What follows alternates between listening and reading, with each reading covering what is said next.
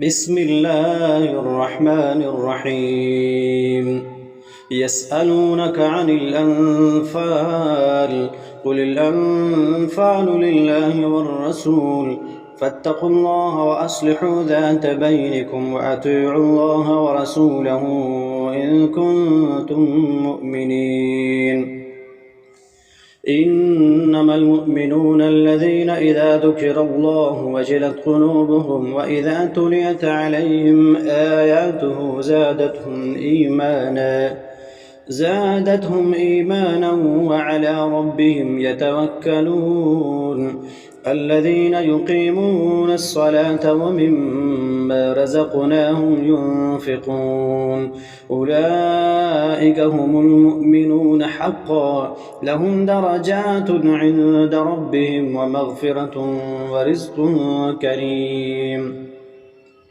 كما أخرجك ربك من بيتك بالحق وإن فريقا من المؤمنين لكارهون يجادلونك في الحق بعدما تبين كأنما يساقون إلى الموت وهم ينظرون وإذ يعدكم الله إحدى الطائفتين أنها لكم وتودون أن غير ذات الشوكة تكون لكم ويريد الله أن يحق الحق بكلماته ويقطع دابر الكافرين ليحق الحق ويبطل الباطل ولو كره المجرمون إذ تستغيثون ربكم فاستجاب لكم أني ممدكم ب1000 من الملائكة مردفين وما جعله الله إلا بشرى ولتطمئن به قلوبكم وما النصر إلا من عند الله إن الله عزيز حكيم إذ يغشيكم النعاس أمنة منه وينزل عليكم من السماء ماء ليطهركم به ويذهب عنكم رجز الشيطان وليربط على قلوبكم ويثبت به الأقدام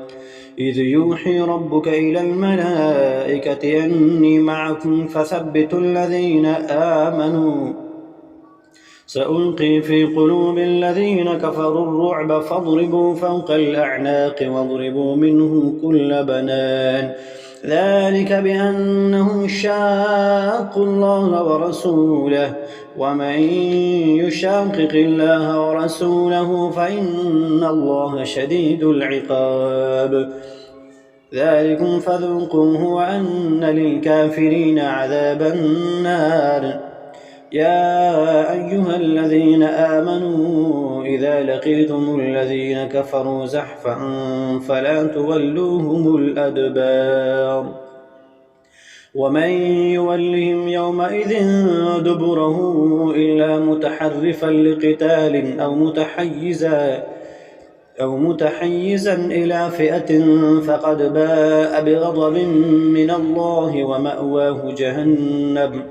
وبئس المصير فلم تقتلوهم ولكن الله قتلهم وما رميت إذ رميت ولكن الله رمى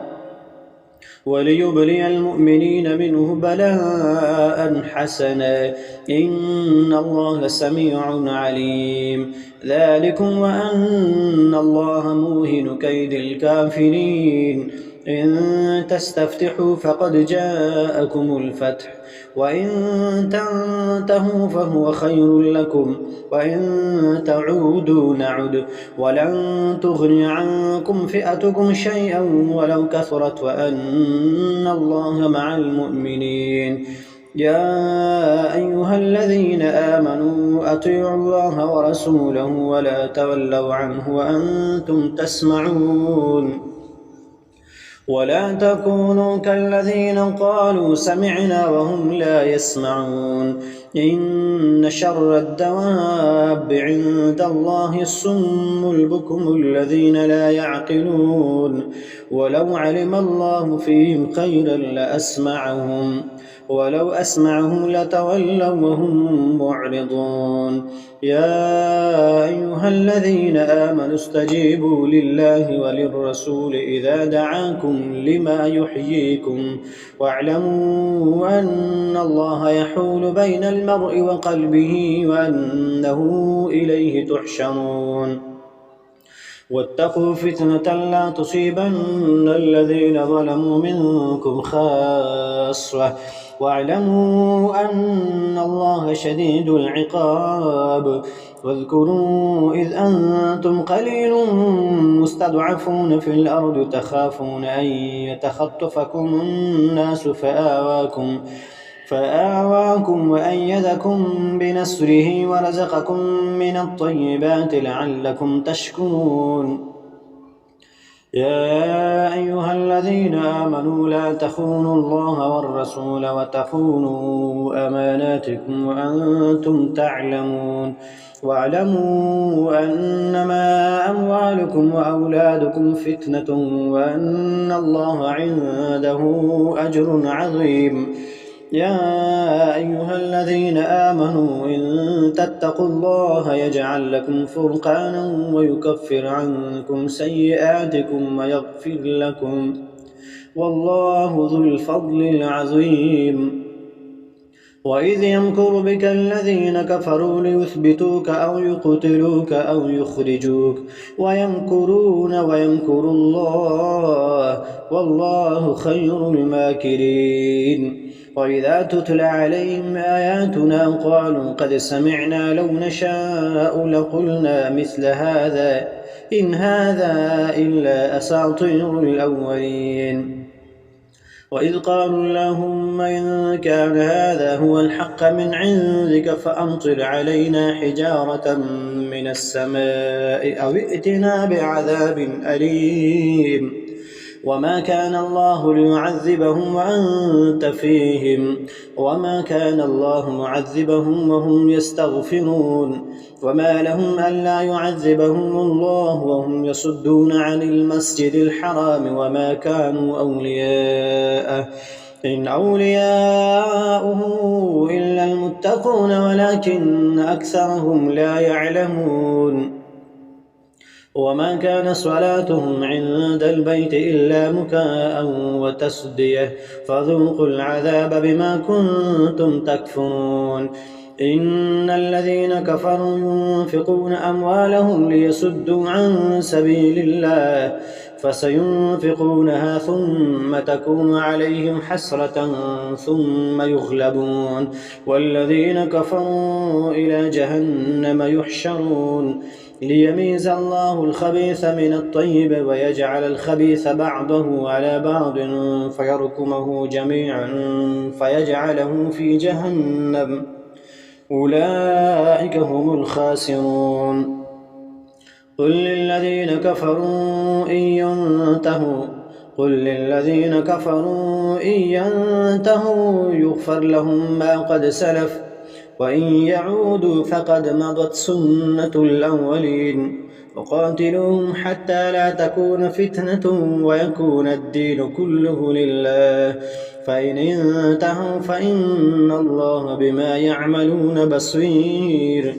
وإن تولوا فاعلموا أن الله مولاكم نعم المولى ونعم النصير. واعلموا أنما غنمتم من شيء فأن لله خمسه وللرسول ولذي القربى واليتامى والمساكين وابن السبيل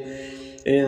كنتم آمنتم بالله وما أنزلنا على عبدنا يوم الفرقان يوم التقى الجمعان والله على كل شيء قدير. إذ أنتم بالعدوة الدنيا وهم بالعدوة القصوى والركب أسفل منكم ولو تواعدتم لاختلفتم في الميعاد ولكن ليقضي الله أمرا كان مفعولا ليهلك من هلك عن بينة ويحيى من حي عن بينة وإن الله لسميع عليم. إذ يريكهم الله في منامك قليلا ولو أراكهم كثيرا لفشلتم ولتنازعتم في الأمر ولكن الله سلم إنه عليم بذات الصدور. وإذ يريكموهم إذ التقيتم في أعينكم قليلا ويقللكم في أعينهم ليقضي الله أمرا كان مفعولا وإلى الله ترجع الأمور.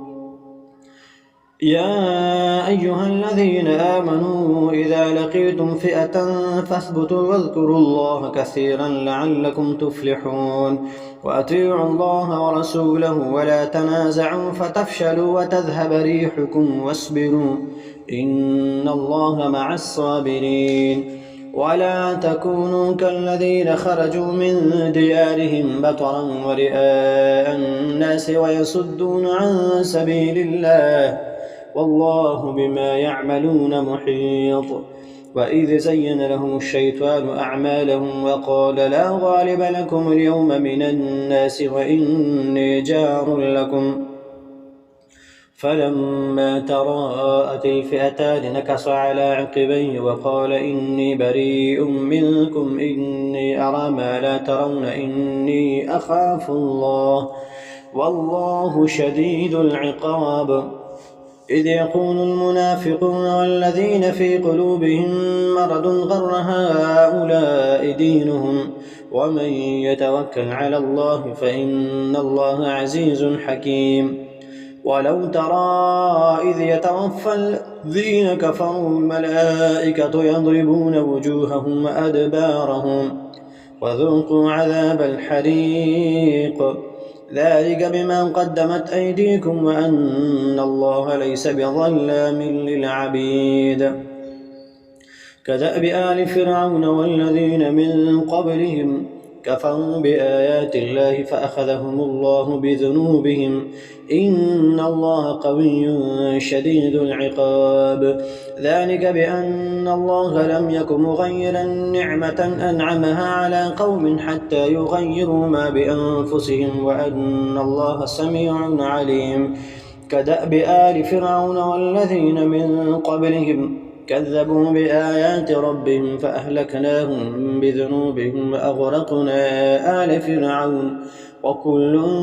كانوا ظالمين. إن شر الدواب عند الله الذين كفروا فهم لا يؤمنون. الذين عاهدت منهم ثم ينقضون عهدهم في كل مرة وهم لا يتقون. فإما تثقفنهم في الحرب فشرد بهم من خلفهم لعلهم يذكرون. وإما تخافن من قوم خيانة فانبذ إليهم على سواء إنهم لا يعجزون. وإما تخافن من قوم خيانة فانبذ إليهم على سواء إن الله لا يحب الخائنين.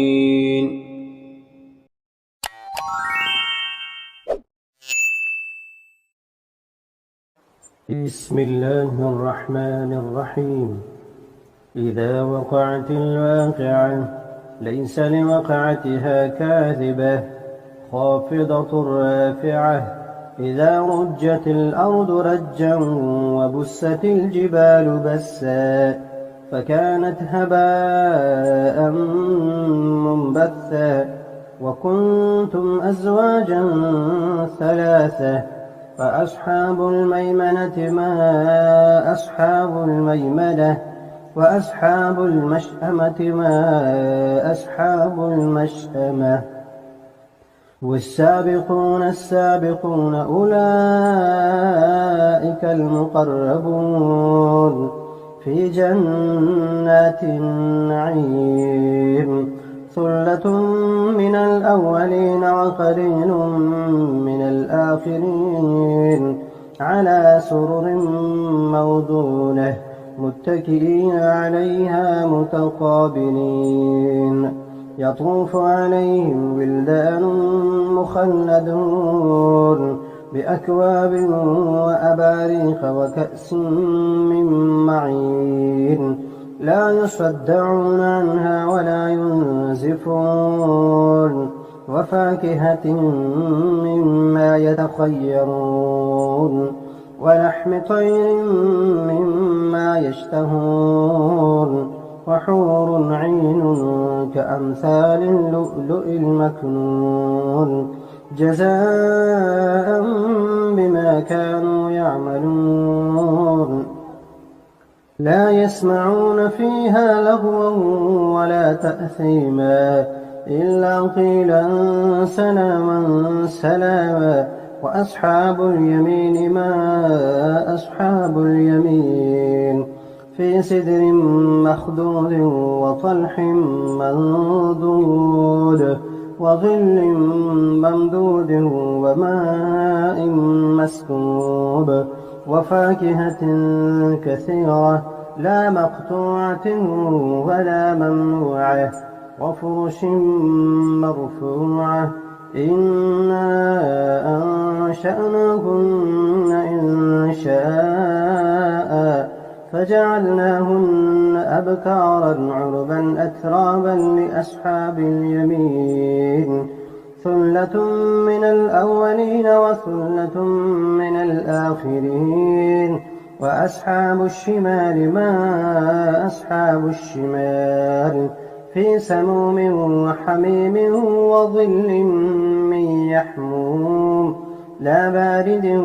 ولا كريم إنهم كانوا قبل ذلك مترفين وكانوا يصرون على الحنث العظيم وكانوا يقولون أئذا متنا وكنا ترابا وعظاما أئنا لمبعوثون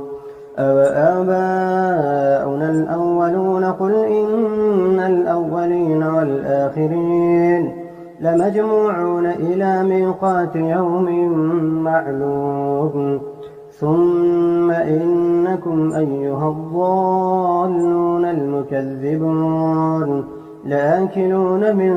شجر من زقوم فمالئون منها البطون فشاربون عليه من الحميم فشاربون شرب الهيم هذا نزلهم يوم الدين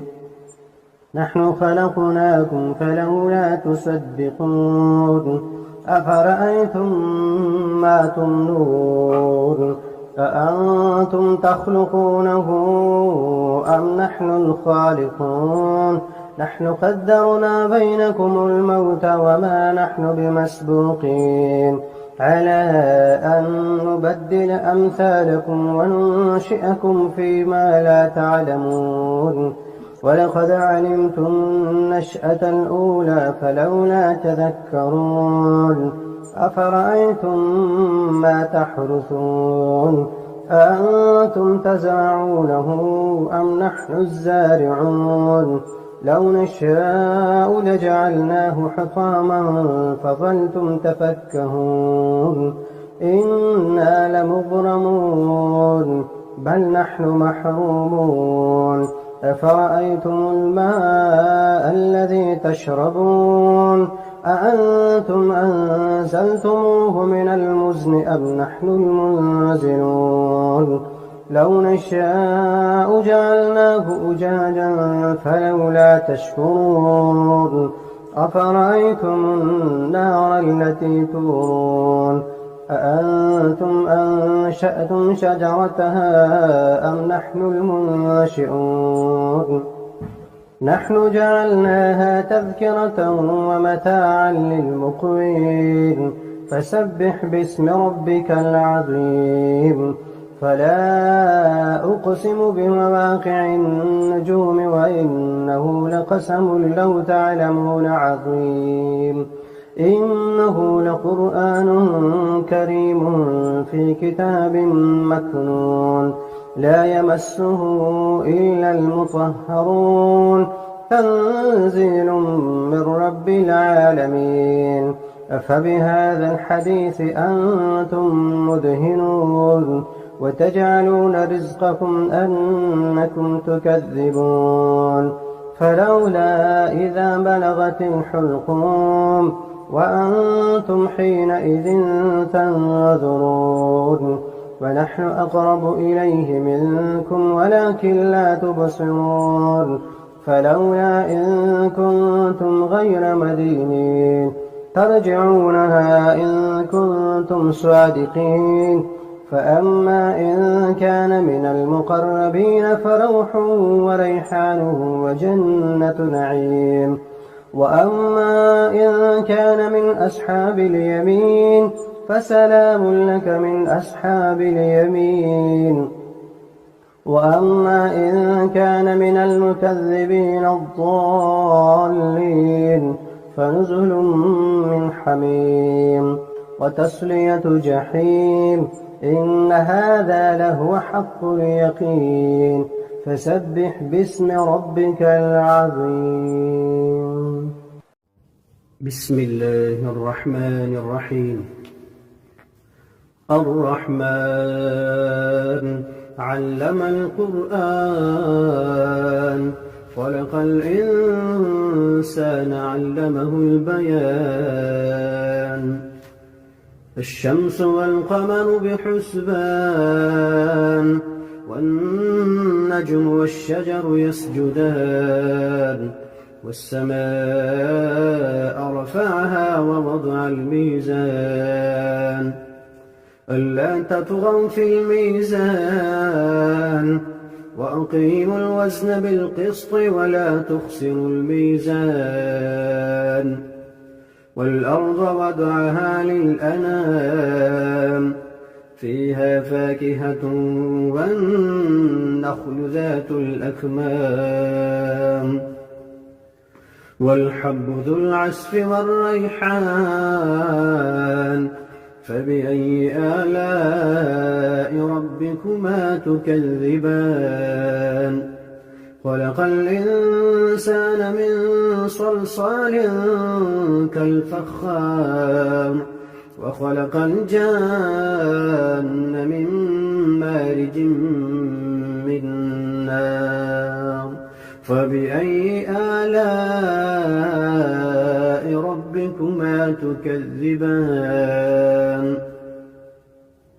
رب المشرقين ورب المغربين فبأي آلاء ربكما تكذبان مرج البحرين يلتقيان بينهما برزخ لا يبغيان فبأي آلاء ربكما تكذبان يخرج منهما اللؤلؤ والمرجان فبأي آلاء ربكما تكذبان وله الجوار المنشآت في البحر كالأعلام فبأي آلاء ربكما تكذبان كل من عليها فان ويبقى وجه ربك ذو الجلال والإكرام فبأي آلاء ربكما تكذبان يسأله من في السماوات والأرض كل يوم هو في شأن يسأله من في السماوات والأرض كل يوم هو في شأن فبأي آلاء ربكما تكذبان سنفرغ لكم أيها الثقلان فبأي آلاء ربكما تكذبان يا معشر الجن والإنس إن استطعتم أن تنفذوا من أقطار السماوات والأرض فانفذوا لا تنفذون إلا بسلطان فبأي آلاء ربكما تكذبان يرسل عليكما شواظ من نار ونحاس فلا تنتصران فبأي آلاء ربكما تكذبان فإذا انشقت السماء فكانت وردة كالدهان فبأي آلاء ربكما تكذبان فيومئذ لا يسأل عن ذنبه إنس ولا جان فبأي آلاء ربكما تكذبان يعرف المجرمون بسيماهم فيؤخذ بالنواصي والأقدام فبأي آلاء ربكما تكذبان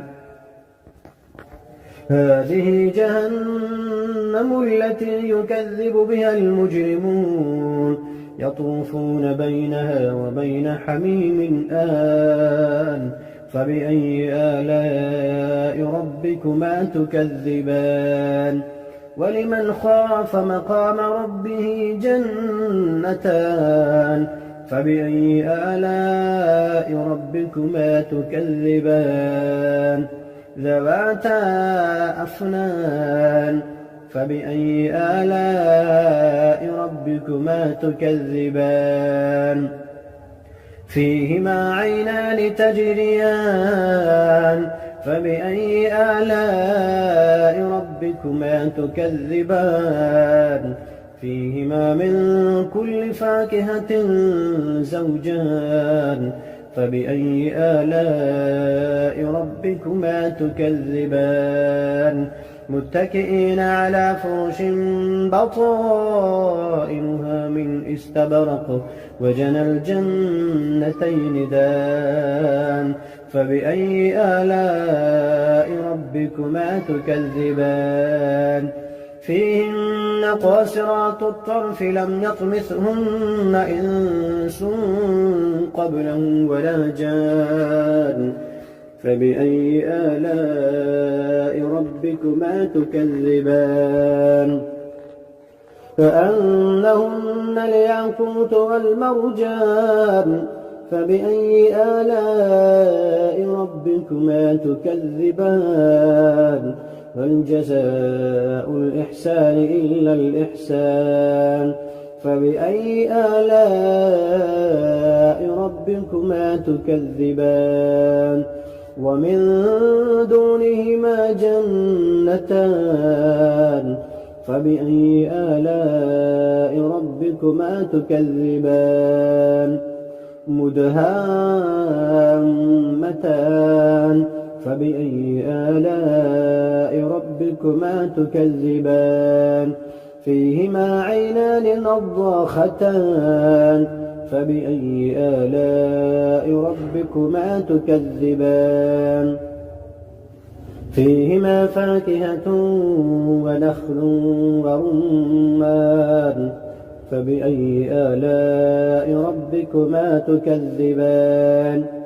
فيهن خيرات حسان فبأي آلاء ربكما تكذبان حور مقصورات في الخيام فبأي آلاء ربكما تكذبان لم يطمثهن إنس قبلهم ولا جان فبأي آلاء ربكما تكذبان متكئين على رفرف خضر وعبقري حسان فبأي آلاء ربكما تكذبان تبارك اسم ربك ذي الجلال والإكرام بسم الله الرحمن الرحيم ياسين والقرآن الحكيم إنك لمن المرسلين على صراط مستقيم تنزيل العزيز الرحيم لتنذر قوما ما أنذر آباؤهم فهم غافلون لقد حق القول على أكثرهم فهم لا يؤمنون إنا جعلنا في أعناقهم أغلالا فهي إلى الأذقان فهم مقمحون وجعلنا من بين أيديهم سدا ومن خلفهم سدا فأغشيناهم فهم لا يبصرون وسواء عليهم أأنذرتهم أم لم تنذرهم لا يؤمنون إنما تنذر من اتبع الذكر وخشي الرحمن بالغيب فبشره بمغفرة وأجر كريم إنا نحن نحيي الموتى ونكتب ما قدموا وآثارهم وكل شيء أحصيناه في إمام مبين واضرب لهم مثلا أصحاب القرية إذ جاءها المرسلون إذ أرسلنا إليهم 2 فكذبوهما فعززنا بثالث فقالوا إنا إليكم مرسلون قالوا ما أنتم إلا بشر مثلنا وما أنزل الرحمن من شيء إن أنتم إلا تكذبون قالوا ربنا يعلم إنا إليكم لمرسلون وما علينا إلا البلاغ المبين قالوا إنا تطيرنا بكم لئن لم تنتهوا لنرجمنكم وليمسنكم منا عذاب أليم قالوا طائركم معكم أئن ذكرتم بل أنتم قوم مسرفون وجاء من أقصى المدينة رجل يسعى قال يا قوم اتبعوا المرسلين اتبعوا من لا يسألكم أجرا وهم مهتدون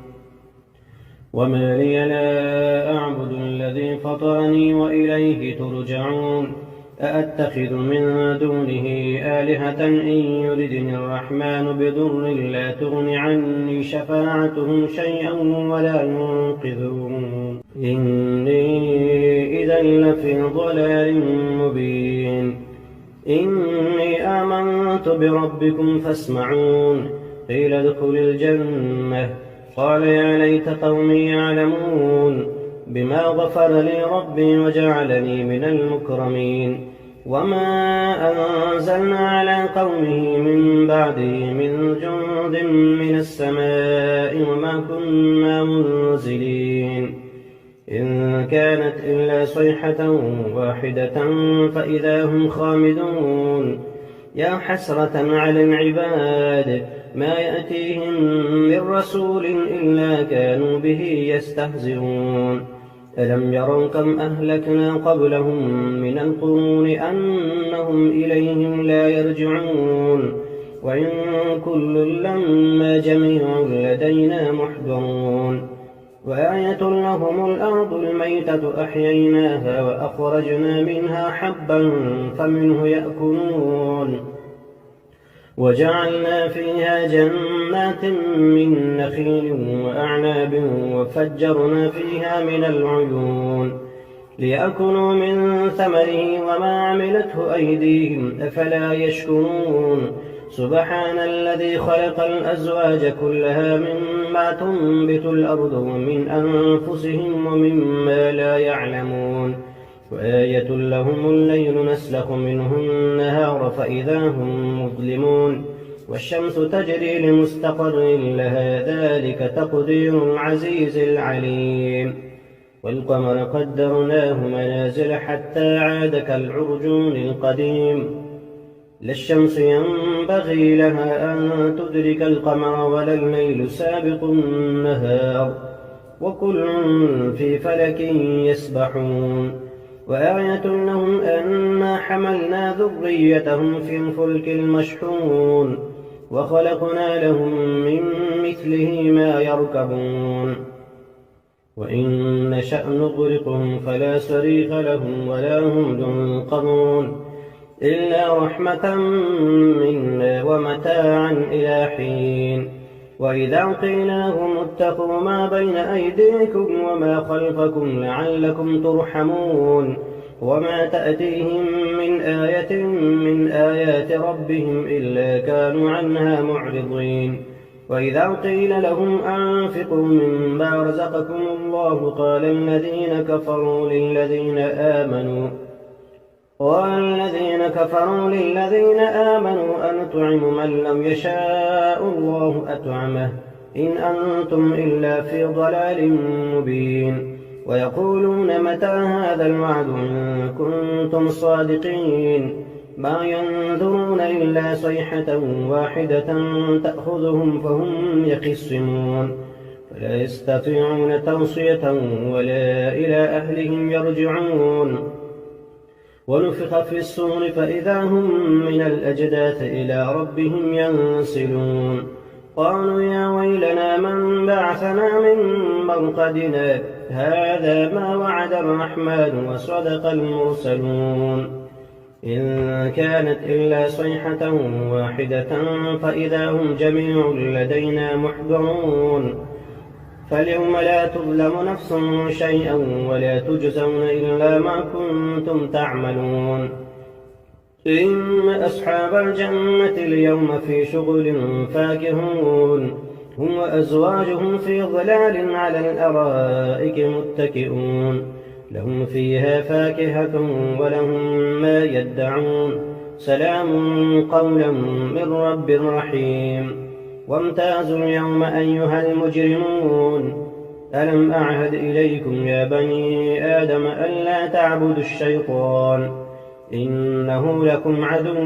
مبين وأن اعبدوني هذا صراط مستقيم. ولقد أضل منكم جبلا كثيرا أفلم تكونوا تعقلون هذه جهنم التي كنتم توعدون اصلوها اليوم بما كنتم تكفرون. اليوم نختم على أفواههم وتكلمنا أيديهم وتشهد أرجلهم بما كانوا يكسبون. ولو نشاء لطمسنا على أعينهم فاستبقوا الصراط فأنى يبصرون. ولو نشاء لمسخناهم على مكانتهم فما استطاعوا مضيا ولا يرجعون. ومن نعمره ننكسه في الخلق أفلا يعقلون. وما علمناه الشعر وما ينبغي له إن هو إلا ذكر وقرآن مبين لينذر من كان حيا ويحق القول على الكافرين. أولم يروا أنا خلقنا لهم مما عملت أيدينا أنعاما فهم لها مالكون وذللناها لهم فمنها ركوبهم ومنها يأكلون ولهم فيها منافع ومشارب أفلا يشكرون. واتخذوا من دون الله آلهة لعلهم ينصرون لا يستطيعون نصرهم وهم لهم جند محضرون. فلا يحزنك قولهم إنا نعلم ما يسرون وما يعلنون. أولم ير الإنسان أنا خلقناه من نطفة فإذا هو خصيم مبين. وضرب لنا مثلا ونسي خلقه قال من يحيي العظام وهي رميم قل يحييها الذي أنشأها أول مرة وهو بكل خلق عليم. الذي جعل لكم من الشجر الأخضر نارا فإذا أنتم منه توقدون. أوليس الذي خلق السماوات والأرض بقادر على أن يخلق مثلهم بلى وهو الخلاق العليم. إنما أمره إذا أراد شيئا أن يقول له كن فيكون. فسبحان الذي بيده ملكوت كل شيء وإليه ترجعون. بسم الله الرحمن الرحيم. الحمد لله الذي أنزل على عبده الكتاب ولم يجعل له عوجا قيما لينذر بأسا شديدا من لدنه ويبشر المؤمنين الذين يعملون الصالحات أن لهم أجرا حسنا ماكثين فيه أبدا وينذر الذين قالوا اتخذ الله ولدا ما لهم به من علم ولا لآبائهم كبرت كلمة تخرج من أفواههم إن يقولون إلا كذبا فلعلك باخع نفسك على آثارهم إن لم يؤمنوا بهذا الحديث أسفا إنا جعلنا ما على الأرض زينة لها لنبلوهم أيهم أحسن عملا وإنا لجاعلون ما عليها صعيدا جرزا أم حسبت أن أصحاب الكهف والرقيم كانوا من آياتنا عجبا إذ أوى الفتية إلى الكهف فقالوا ربنا آتنا من لدنك رحمة وهيئ لنا من أمرنا رشدا وضربنا على آذانهم في الكهف سنين عددا ثم بعثناهم لنعلم أي الحزبين أحصى لما لبثوا أمدا نحن نقص عليك نبأهم بالحق إنهم فتية آمنوا بربهم وزدناهم هدى وربطنا على قلوبهم إذ قاموا فقالوا ربنا رب السماوات والأرض لن ندعو من دونه إلها لقد قلنا إذا شططا هؤلاء قوم اتخذوا من دونه آلهة لولا يأتون عليهم بسلطان بين فمن أظلم ممن افترى على الله كذبا وإذ اعتزلتموهم وما يعبدون إلا الله فأووا إلى الكهف ينشر لكم ربكم من رحمته ويهيئ لكم من أمركم مرفقا وترى الشمس إذا طلعت تزاور عن كهفهم ذات اليمين وإذا غابت تقرضهم ذات الشمال وهم في فجوة منه ذلك من آيات الله من يهد الله فهو المهتد ومن يضلل فلن تجد له وليا مرشدا وتحسبهم أيقاظا وهم رقود ونقلبهم ذات اليمين وذات الشمال وكلبهم باسط ذراعيه بالوصيد لو اطلعت عليهم لوليت منهم فرارا ولملئت منهم رعبا وكذلك بعثناهم ليتساءلوا بينهم قال قائل منهم كم لبثتم قالوا لبثنا يوما أو بعض يوم قالوا ربكم أعلم بما لبثتم فابعثوا أحدكم بورقكم هذه إلى المدينة فلينظر أيها أزكى طعاما فليأتكم برزق منه وليتلطف ولا يشعرن بكم أحدا إنهم إن يظهروا عليكم يرجموكم أو يعيدوكم في ملتهم ولن تفلحوا إذا أبدا وكذلك أعثرنا عليهم ليعلموا أن وعد الله حق وأن الساعة لا ريب فيها إذ يتنازعون بينهم أمرهم فقالوا بنوا عليهم بنيانا ربهم أعلم بهم قال الذين غلبوا على أمرهم لنتخذن عليهم مسجدا سيقولون ثلاثة رابعهم كلبهم ويقولون 5 سادسهم كلبهم رجما بالغيب ويقولون 7 وثامنهم كلبهم قل ربي أعلم بعدتهم ما يعلمهم إلا قليل فلا تمار فيهم إلا مراء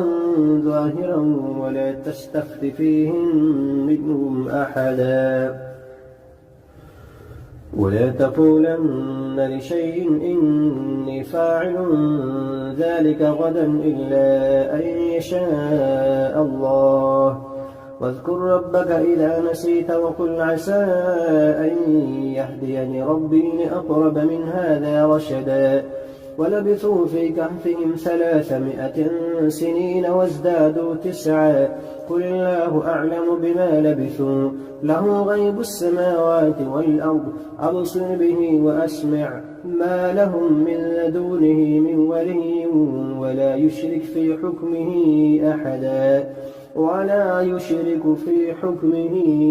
أحدا واتل ما أوحي إليك من كتاب ربك لا مبدل لكلماته ولن تجد من دونه ملتحدا واصبر نفسك مع الذين يدعون ربهم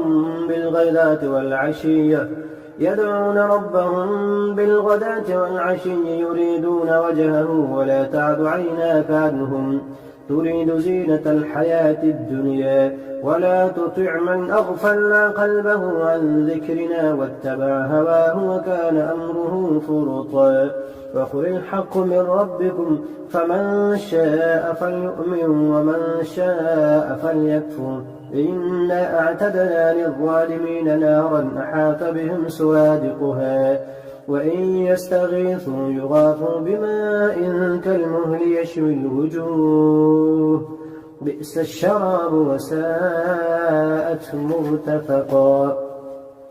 إن الذين آمنوا وعملوا الصالحات إنا لا نضيع أجر من أحسن عملا أولئك لهم جنات عدن تجري من تحتهم الأنهار يحلون فيها من أسابر من ذهب ويلبسون ثيابا خضرا من سندس واستبرق متكئين فيها على الأرائك نعم الثواب وحسنت مرتفقا واضرب لهم مثلا رجلين جعلنا لأحدهما جنتين من أعناب وحففناهما بنخل وجعلنا بينهما زرعا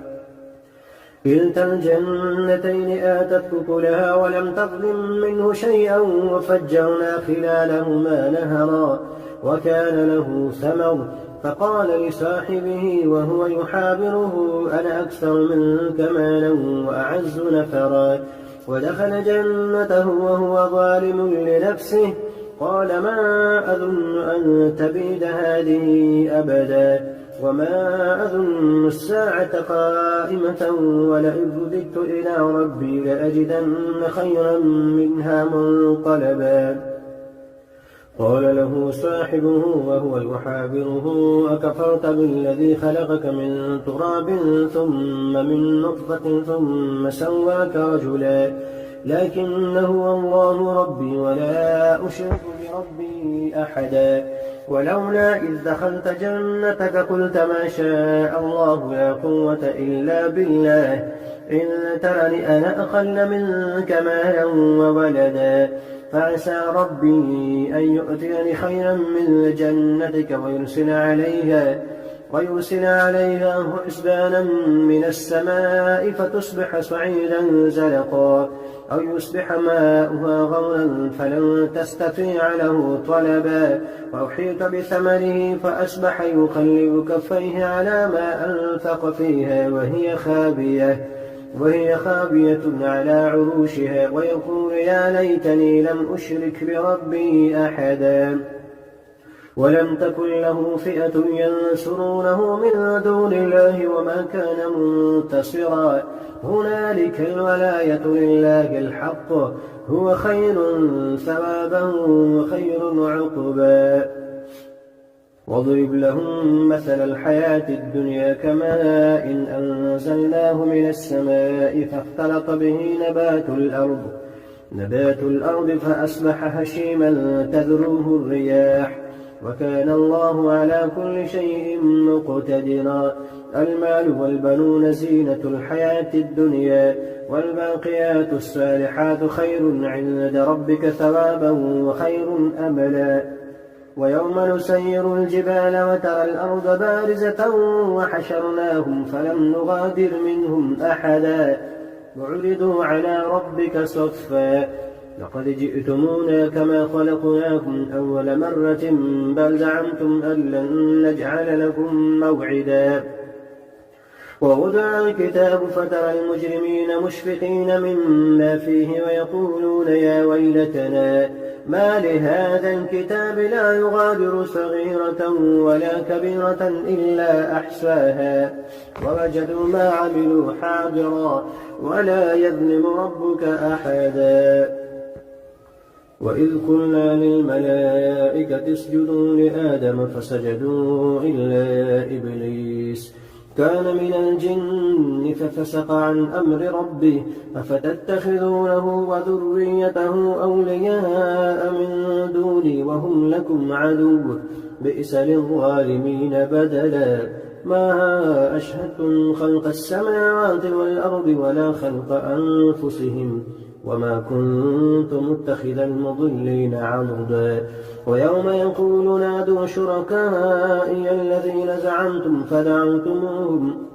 فدعوهم ولم يستجيبوا لهم وجعلنا بينهم موبقا. ورأى المجرمون النار فظنوا أنهم مواقعوها ولم يجدوا عنها مصرفا. ولقد صرفنا في هذا القرآن للناس من كل مثل وكان الإنسان أكثر شيء جدلا. وما منع الناس أن يؤمنوا إذ جاءهم الهدى ويستغفروا ربهم إلا أن تأتيهم سنة الأولين أو يأتيهم العذاب قبلا. وما نرسل المرسلين إلا مبشرين ومنذرين ويجادل الذين كفروا بالباطل ليدحضوا به الحق واتخذوا آياتي وما أنذروا هزوا. ومن أظلم ممن ذكر بآيات ربه فأعرض عنها ونسي ما قدمت يداه إنا جعلنا على قلوبهم أكنة أن يفقهوه وفي آذانهم وقرا وإن تدعهم إلى الهدى فلن يهتدوا إذا أبدا. وربك الغفور ذو الرحمة لو يؤاخذهم بما كسبوا لعجل لهم العذاب بل لهم موعد لن يجدوا من دونه موئلا. وتلك القرى أهلكناهم لما ظلموا وجعلنا لمهلكهم موعدا. وإذ قال موسى لفتاه لا أبرح حتى أبلغ مجمع البحرين أو أمضي حقبا فلما بلغا مجمع بينهما نسيا حوتهما فاتخذ سبيله في البحر سربا فلما جاوزا قال لفتاه آتنا غداءنا لقد لقينا من سفرنا هذا نصبا قال أرأيت إذ أوينا إلى الصخرة فإني نسيت الحوت وما أنسانيه إلا الشيطان أن أذكره واتخذ سبيله في البحر عجبا قال ذلك ما كنا نبغي فارتد على آثارهما قصصا فوجدا عبدا من عبادنا آتيناه رحمة من عندنا وعلمناه من لدنا علما قال له موسى هل أتبعك على أن تعلمني مما علمت رشدا قال إنك لن تستطيع معي صبرا وكيف تصبر على ما لم تحط به خبرا قال ستجدني إن شاء الله صابرا ولا أعصي لك أمرا قال فإن اتبعتني فلا تسألني عن شيء حتى أحدث لك منه ذكرا فانطلقا حتى إذا ركبا في السفينة خرقها قال أخلقتها لتغرق أهلها لقد جئت شيئا إمرا. قال ألم أقل إنك لن تستطيع معي صبرا. قال لا تؤاخذني بما نسيت ولا ترهقني من أمري عسرا. فانطلقا حتى إذا لقيا غلاما فقتله. قال أقتلت نفسا زكية بغير نفس لقد جئت شيئا نكرا. قال ألم نقل لك إنك لن تستطيع معي صبرا. قال إن سألتك عن شيء بعدها فلا تصاحبني قد بلغت من لدني عذرا. فانطلقا حتى إذا أتيا أهل قرية استطعما أهلها فأبوا أن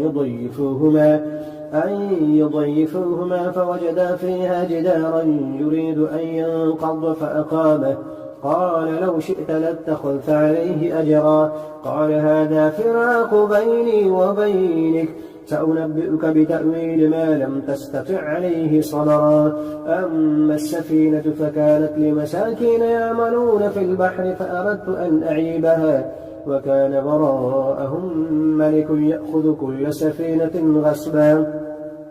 وأما الغلام فكان أبواه مؤمنين فخشينا أن يرهقهما طغيانا وكفرا فأردنا أن يبدلهما ربهما خيرا منه زكاة وأقرب رحما. وأما الجدار فكان لغلامين يتيمين في المدينة وكان تحته كنز لهما وكان أبوهما صالحا فأراد ربك أن يبلغا أشدهما ويستخرجا كنزهما رحمة من ربك وما فعلته عن أمري ذلك تأويل ما لم تستطع عليه صبرا. ويسألونك عن ذي القرنين قل سأتلو عليكم منه ذكرا. إنا مكنا له في الأرض وآتيناه من كل شيء سببا فأتبع سببا حتى إذا بلغ مغرب الشمس وجدها تغرب في عين حمئة ووجد عندها قوما.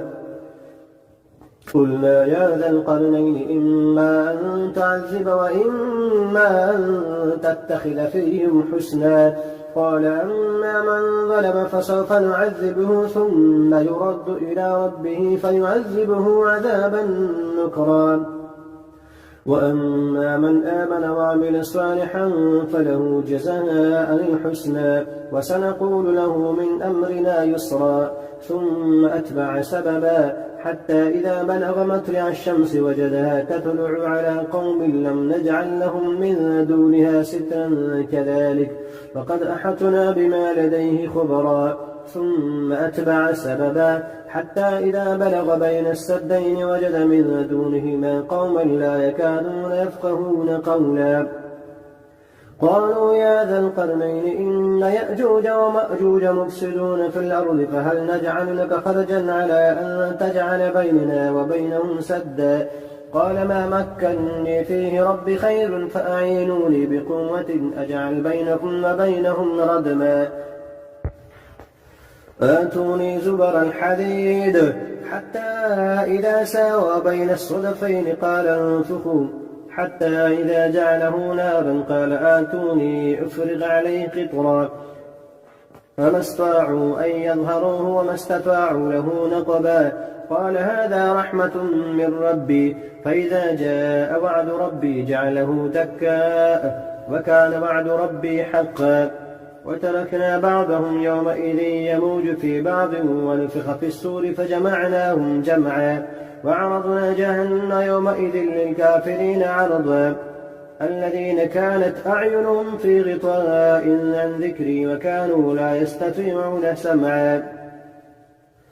أفحسب الذين كفروا أن يتخذوا عبادي من دوني أولياء إنا أعتدنا للكافرين نزلا. قل هل ننبئكم بالأخسرين أعمالا الذين ضل سعيهم في الحياة الدنيا وهم يحسبون أنهم يحسنون صنعا أولئك الذين كفروا بآيات ربهم ولقائه فحبطت أعمالهم فلا نقيم لهم يوم القيامة وزنا إن الذين آمنوا ذلك جزاؤهم جهنم بما كفروا واتخذوا آياتي ورسلي هزوا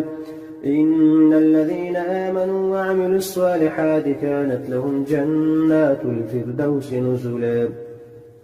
خالدين فيها لا يبغون عنها حولا